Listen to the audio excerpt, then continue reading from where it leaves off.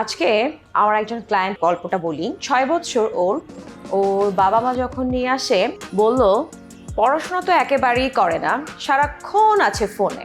তো আমি ওকে জিজ্ঞেস করলাম, আচ্ছা তুমি যে ফোন ইউজ করো বলো তো 24 ঘন্টায় তোমার ফোন ইউজ কতটুকু হয়? ও খুব চিন্তা করে আমাকে বলল 24 ঘন্টায় আন্টি আমি প্রায় ধরুন 8 থেকে 10 ঘন্টা বা তারও বেশি ফোনের থাকি। তাহলে তুমি কখন স্কুলে যাও? স্কুলে যেতে আমার একদম ভাল লাগে না, স্কুল টুল না থেকে যদি ফোনই থাকতো সারাক্ষণ খুব ভালো হতো আন্টি। আমার বাবা মাকে বলুন আমাকে যেন স্কুলের টাইম কমিয়ে ফোন ইউজের টাইমটা বাড়িয়ে দেয়। আচ্ছা, তো ওর আম্মু বললো দেখেছেন অবস্থা, ফোনেই সে বেশি আসক্ত, তার মানে স্মার্টফোন আসক্তি।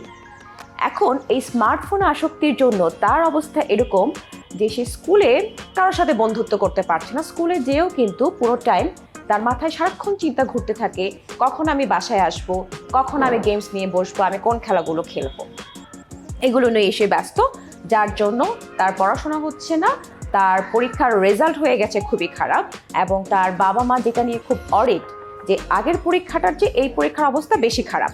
এখন ওর কথা হচ্ছে যে আন্টি আপনি আব্বু আম্মুকে বলুন আমার স্মার্টফোনের টাইমটা যেন আরও বাড়িয়ে দেওয়া হয়, পড়াশোনা করতে আমার একেবারেই ভালো লাগে না। কিন্তু ওর বাবা মা এত বেশি চিন্তিত যে ওর পরীক্ষার যে রেজাল্ট গত পরীক্ষার চেয়ে এই পরীক্ষায় অনেক বেশি খারাপ হয়ে গেছে, এবং সে 1টা থেকে 2টা সাবজেক্টে F গ্রেডও পেয়ে গেছে।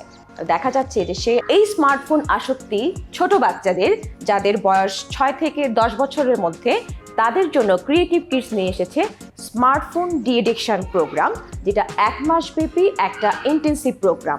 আর এই ইন্টেন্সিভ প্রোগ্রামে ছোট বাচ্চাদের সাথে কাজ করবেন ক্রিয়েটিভ কিডসের চাইল্ড ডেভেলপমেন্ট থেরাপিস্ট এবং স্কুল সাইকোলজিস্ট। এই ডি-অ্যাডিকশন প্রোগ্রামের উদ্দেশ্য হলো তার স্ক্রিন টাইমটাকে কমিয়ে কিভাবে এর বিকল্প হিসেবে সে অন্য কোনো কাজ করতে পারবে, এবং স্ক্রিনের বিকল্প হিসেবে হ্যান্ডস অন কিছু অ্যাক্টিভিটিস বা কাজের মাধ্যমে সে তার এই আসক্তি থেকে বের হতে পারবে, সেই জায়গাটাই কিন্তু বাচ্চাদেরকে হেল্প করা হবে।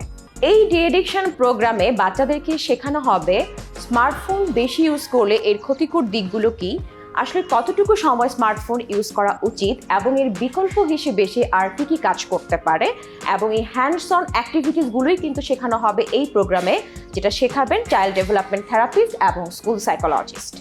আপনার সন্তানের স্ক্রিন টাইম কমিয়ে তার প্রোডাক্টিভিটি বাড়াতে এই 1 মাসের ইন্টেন্সিভ প্রোগ্রাম হতে পারে আপনার জন্য একটা বড় ইনভেস্টমেন্ট।